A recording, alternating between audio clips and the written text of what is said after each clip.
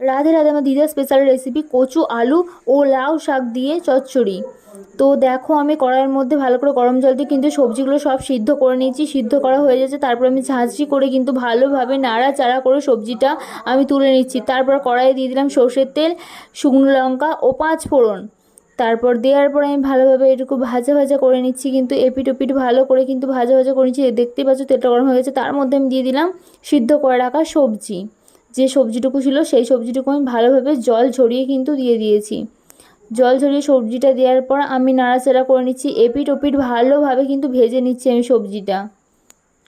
কচু, আলু আর হচ্ছে শাক একসাথে কিন্তু ভালোভাবে আমি ভাজা ভাজা করে নিচ্ছি, ঠিক আছে।